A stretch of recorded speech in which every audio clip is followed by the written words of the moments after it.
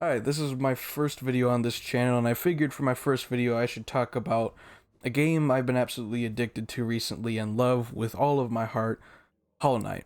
Hollow Knight's been out for a while, but I hadn't played it until recently when it came out for free on PlayStation Plus and Game Pass. Game Pass, I play it on my PC because I don't have an Xbox and I never will. And I started playing on my PlayStation a bunch recently because I don't know. I got friends that play on PlayStation. I like being in parties with them, so I could be in a party with them and just banter while I'm playing Hollow Knight, and it's a good time. So yeah.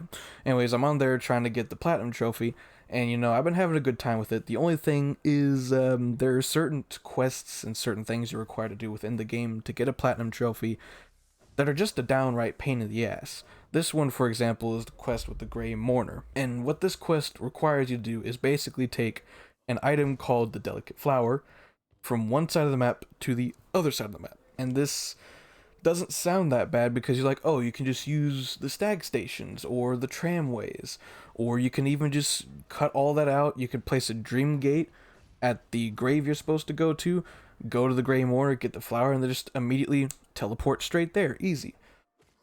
It would be if it allowed you to do that. The reason the delicate flower is called the delicate flower is because if you take a single point of damage, the flower will break, and if the flower breaks, you have to go back to the Grey Mourner, get a new one, and try again.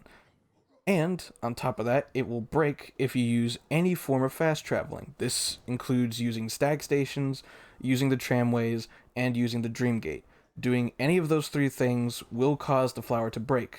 So basically, you're required to go from one side of the map to the complete opposite side of the map without taking a single point of damage.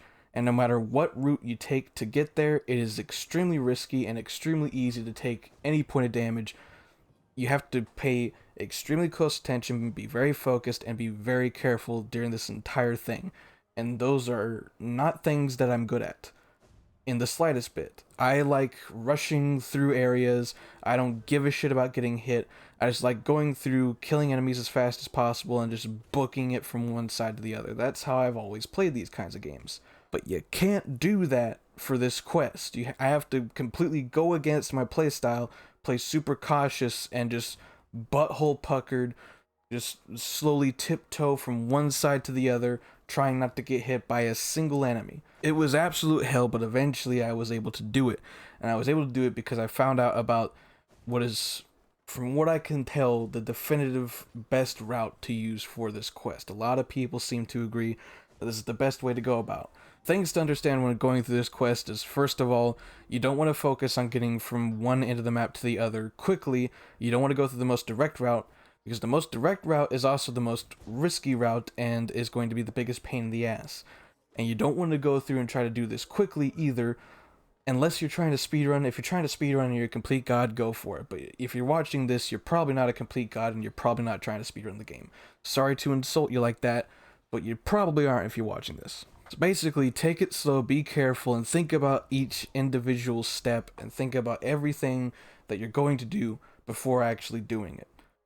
You want to try and avoid taking on big enemies or enemies that take multiple hits. You want to go after only the weak ones that are in your way.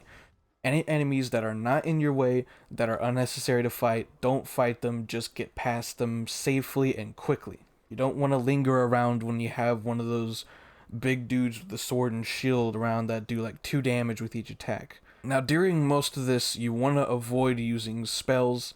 You only want to use spells whenever there is an enemy that uses projectiles, or if there's a bunch of enemies. And the only spells that you're going to use is most likely just going to be the Vengeful Spirit. Which is why it's very important that before going on this quest, you bring 2 charms with you. Of course, you're going to want the Compass charm, so that way you know where you are. That's just kind of a given. But the other 2 charms that you want to make sure to have is the Mark of Pride and the Shaman Stone. And the reason you want to bring these 2 is simple. The Mark of Pride gives you a much longer nail, so you're not having to get as close to enemies, you're taking less of a risk. And then the other one that you're bringing is the Shaman Stone, and the reason you want to bring the Shaman Stone is because it causes your spells to do more damage, so that way instead of having to use 2 Vengeful Spirits to kill an enemy, you only gotta use 1, so you're using less soul power, and you're playing less risky. Taking enemies out faster and from a distance, and that's what you want. When I was doing this quest, I had those 2 charms equipped, but I also had the Pure Nail. If you don't have the pure nail, this might be a bit of a pain in the ass, because for most of this, you're going to rely off charge attacks that kill with one hit. And if you don't have the pure nail, I'm pretty sure some enemies, including those little husks that are covered in the brown fabric that crawl through in the resting grounds, yeah, those things might be a bit of a pain in the ass if you don't have a pure nail on you. For the weak enemies that just kind of walk on the ground and don't do much of anything, or, as I like to call them, gruntish enemies, for those guys, you're gonna want to just go for normal attacks, not using up charge attacks, not using up soul power. There's no point to do charge attack unless there's a bunch of them.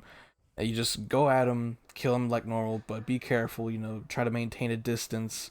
As for the flying guys and the grounded guys that have the swords when you're going through the City of Tears that usually take 2 hits, go for charged attacks. Whenever you hear them, whenever you see them, before doing anything to aggravate them, charge up your nail and then go at them. And be very careful, because it's very easy to screw up and ruin your spacing with them and end up getting caught by their nail when you least expect it. So just be careful, charge up your nail, and go for one-shot kills.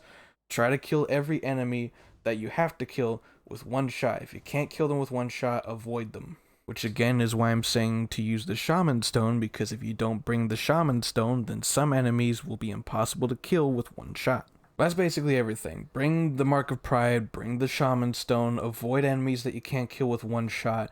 Enemies that use projectiles, you're going to want to use the Vengeful Spirit to keep them at a distance. Whenever you're going to go at an enemy that usually takes 2 hits to kill, like the flying guys and the grounded guys with the swords, you want to use your charged attacks, and you want to be careful and get the spacing right and the timing right. Play this as risk-free as possible, be careful, play it slow, and think about every move you're going to take before you take it. But yeah, basically you just want to go from Resting Grounds south into King's Station, then continue west through the City of Tears, then continue further west into the Fungal Wastes. Then you want to go from the Fungal Wastes to Queen's Station, then cut through Fog Canyon to get into the Queen's Gardens, and then gun it straight for the grave from there. Now, in Queen's Gardens is basically the only place where you should have to use any spells. You'll have to use the Vengeful Spirit to kill, I believe, a Flying Mantis and a couple of those little porcupine-looking dudes that shoot the needles out. But aside from that, you shouldn't have to worry about using spells for the most part. Just use the spells for the guys that have projectiles, because you don't want to be getting anywhere near them. I hope this helps. If it does, please leave a like. If you enjoy the content, feel free to subscribe.